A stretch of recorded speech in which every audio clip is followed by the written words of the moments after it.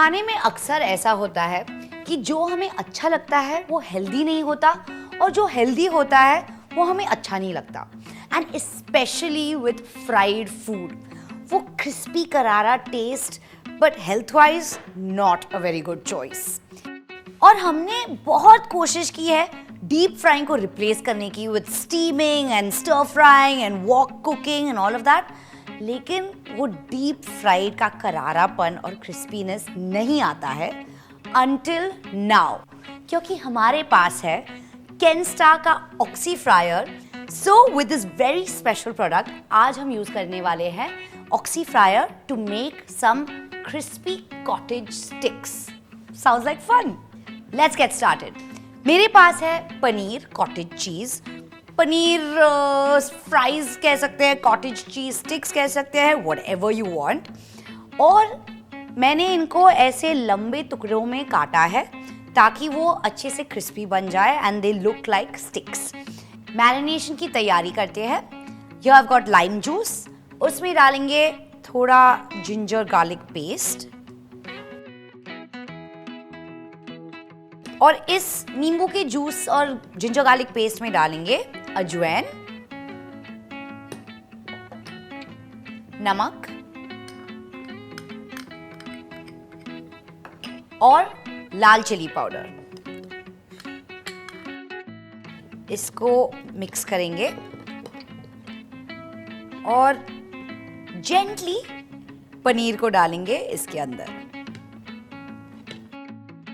And let's coat these. और याद रखिए जितना आप खाने को मैरिनेट करेंगे उतना फ्लेवर उसमें और आ जाएगा। So if you want to put these in the night before, अगर लंच के लिए करने वाले हैं तो फ्रिज में रखिए, नहीं तो आप तुरंत भी कर सकते हैं ऐसे। तो जब तक मैं ये कॉटेज चीज स्टिक्स कोट करती हूँ, पहले मुझे ऑक्सी फ्रायर को प्री हीट करना है 160 डिग्री सेल्सियस पे फॉर 5 मिनट्स। और अब हम एक इजी 3 स्टेप प्रोसेस करने वाले हैं इस पनीर को कॉटेज चीज स्टिक्स बनाने के लिए। फर्स्ट स्टेप, इसको कॉर्नफ्लावर में कोट करना है। सेकंड स्टेप, कॉर्न स्लरी में डिप करना है। ये है कॉर्नफ्लावर मिक्स्ड विद पानी और इसको कोट करेंगे।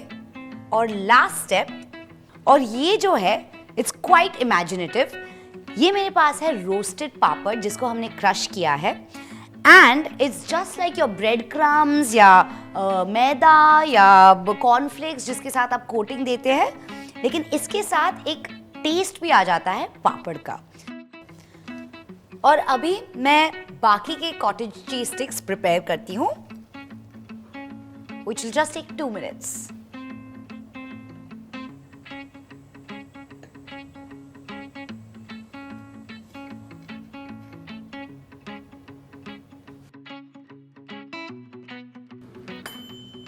So that is preheated.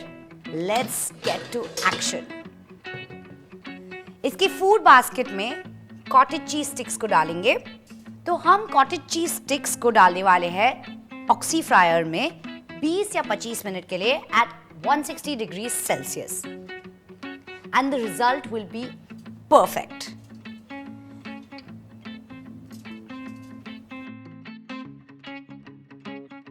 Okay, cottage cheese sticks are ready